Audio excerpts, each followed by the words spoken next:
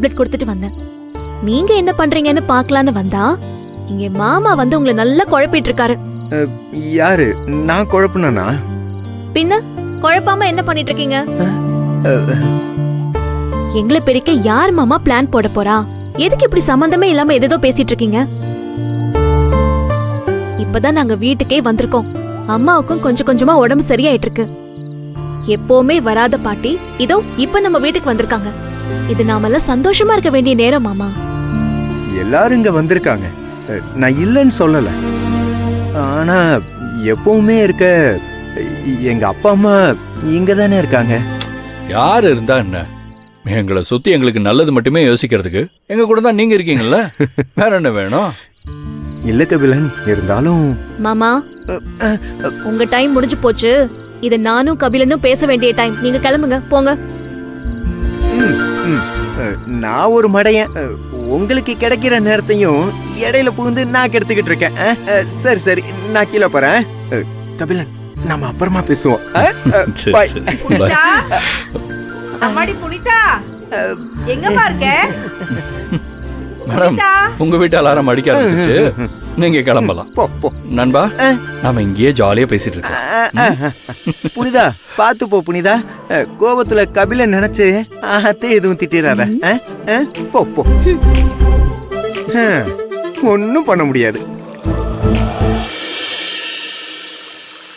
மேகல அத்தை, யாருக்குமா பால் ஆத்திட்டு இருக்க? அண்ணனுக்கு மாத்திரை போடுதான் அத்தை. சரி, எனக்கும் ஒரு கிளாஸ் பால் கொடு. உங்களுக்கு தானே இருக்குத? எனக்கு இல்ல. என்ன மாத்திரை இது? தூக்க மாத்திரை. டாக்டரை கேட்டு தானே போடுறீங்க? எனக்கு எதுக்குடி தூக்க மாத்திரை? கட்டாந்தரையா இருந்தாலும் படுத்தா அடுத்த நிமிஷமே தூங்கிடுவேன். அப்புறம் இந்த மாத்திரை யாருக்கு? முதல்ல நீ பாலை கொடு. வா இப்படி.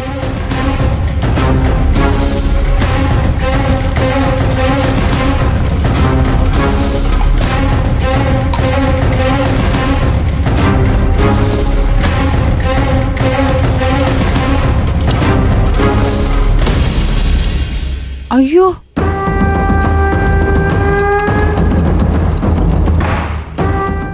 அத்தை என்ன பண்ணிட்டு இருக்கீங்க நீங்க? யாருக்கு அது?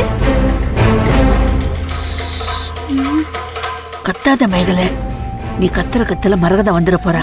இங்க பாருங்க அத்தை, நீங்க என்ன பண்ணிட்டு இருக்கீங்க? தூக்க மாத்திரைன்னு வேற சொல்றீங்க. அதை எதுக்கு இந்த கிளாஸ்ல போட்டீங்க? இத பார், இந்த பால் என் மாப்பிளைக்கு, இத கபிலனுக்கு கொடுக்கணும். கபிலனுக்கா? ஐயோ அத்தை, அவனுக்கு எதுக்கு? இத பாருங்க, இது மட்டும் புனிதாக்கு தெரிஞ்சுது. ஏய், தெரிஞ்சா என்னடி பண்ணுவா? உன்னையும் என்னையும் கண்ட விட்டு கண்ட மாத்திருவாளா? போடி இவள. ஐயோ, இதான் உங்க திட்டமா? அப்பாடா, ஒரு வழியா உனக்கு புரிஞ்சிருச்சா? ஆமா, இப்ப இந்த பாலை கபிலனுக்கு கொண்டு போய் யார் கொடுக்கறது? நீ தான் கொடுக்க போற. நானா? அதெல்லாம் என்னால முடியாது. நாங்க போனா என் மூஞ்சியை காட்டி கொடுத்துரும். முடியாதத்த. எனக்கு தெரியும் மேகல, உன்னால இத பண்ண முடியாதுன்னு. அம்மா மரகதம். அம்மா, வாமா. எதுக்கு இப்ப அவங்கள கூப்பிடுறீங்க? ஏய், என்ன தாண்டி உன் பிரச்சனை? கொஞ்சம் பொறுமையா இரு. அம்மா கூப்பிட்டீங்களேம்மா? என்னம்மா? ஆமாம்மா, புனிதா உன்ன கவனிச்சுக்குவா. உன் வீட்டுக்கார நீ தானம்மா கவனிச்சுக்கணும். மாத்திரை எடுத்து கொடுக்க வேண்டாமா?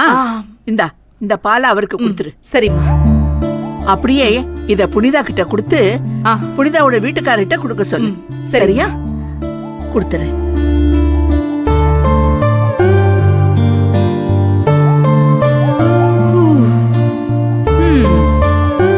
புனிதா, புனிதா. என்னம்மா? மாப்பிளைக்கு என் மேல கோவம் எதுவும் இல்ல? அவர் எதுக்குமா கோவப்பட போறாரு? இல்ல, மாப்பிளைக்கு நம்ம வீடு புது இடம். பாட்டி என் கூட உன்னை இருக்க சொன்னதுல மாப்பிள்ளை எதுவும் தப்பா நினைச்சுக்கலையே? அம்மா, உங்களுக்கு உடம்புக்கு முடியலன்னு அவருக்கு தெரியாதா என்ன? நீங்க எதையும் யோசிக்காதீங்கம்மா, சரியா? சரிம்மா, மாப்பிள்ளை கிட்ட இதை கொடுத்துட்டு அவர்கிட்ட கொஞ்ச நேரம் பேசிட்டு அதுக்கப்புறம் நீ வா. சரிம்மா, நீங்க அப்பா மாத்திரை சாப்பிட்டாரான்னு பாருங்க. நான் வந்து உங்களுக்கு மாத்திரை கொடுக்கிறேன். சரி, போங்க.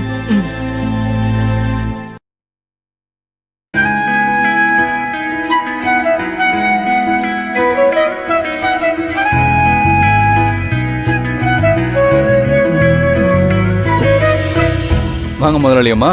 என்ன உங்க அம்மா பாவம் பார்த்து என் கூட இருக்க சொல்லி அனுப்பிட்டாங்களா?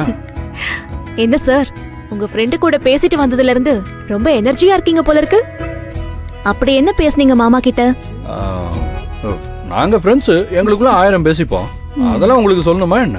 சரி, நீங்க என்கிட்ட எதுவும் சொல்ல வேணாம். ஆனா நான் உங்ககிட்ட சாரி சொல்லணும். சாரியா? எதுக்கு புனிதா?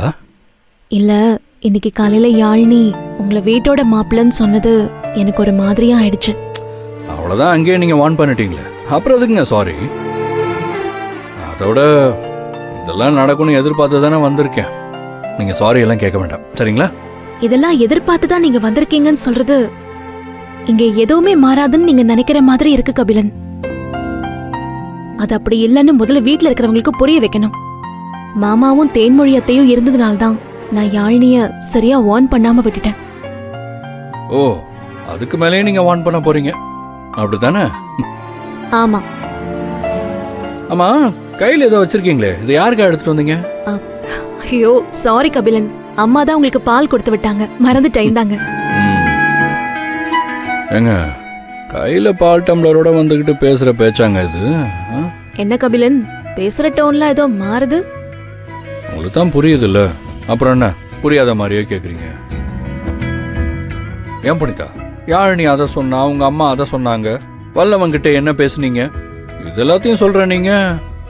எங்க அப்பா, அதான் உங்க மாமனாரு, அவரு சொல்றதையும் கொஞ்சம் கவனத்துல வச்சு இந்த அடியன் மீது கொஞ்சம் கருணை காட்டலாமே.